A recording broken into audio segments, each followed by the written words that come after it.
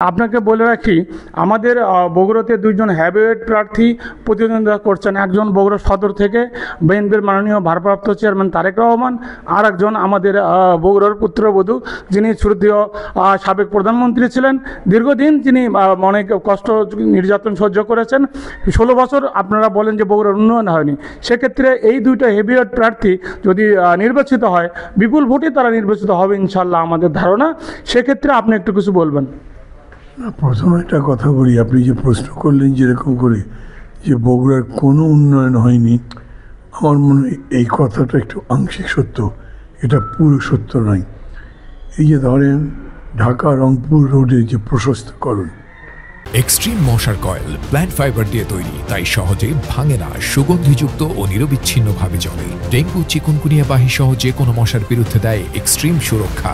এটা তো বিএনপির আমলে হয়েছে এবং এখন যিনি দলের চেয়ারপারসন তারেক রহমান, তার নিজস্ব ইনিশিয়েটিভে হয়েছে, এটা আমরা সবাই জানি। বগুড়া বাইপাস যেটা হয়েছে সেটা তার ইনিশিয়েটিভ হয়েছে।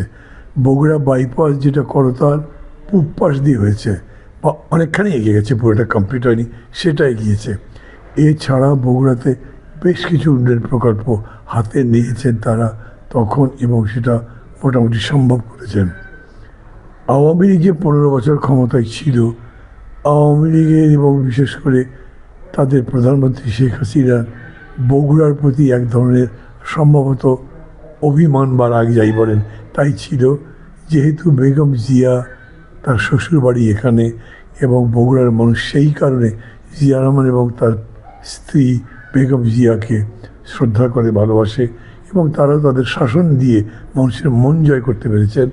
সেই জন্যে একে ধরনের বিমাতাসুরভ আচরণ করেছিলেন শেখ হাসিনা। উন্নয়নটা গত 15-16 বছর বগুড়ার জন্য সম্পূর্ণ বন্ধ ছিল। আমি আশা করি এইবার ফলাফল ইতিবাচক হবে। এখন তো একভাবে বলা যায় যে বিএনপি একক প্রতিদ্বন্দ্বী এই নির্বাচনের মাঠে, তারা জিতবে এবং তারা সরকার গঠন করবে, এবং আমি প্রত্যাশা করি বগুড়ার মানুষ যে এরকম সুষম উন্নয়ন চায়, বগুড়াতে সেই ধরনের সুষম উন্নয়নের একটা ধারা শুরু হবে।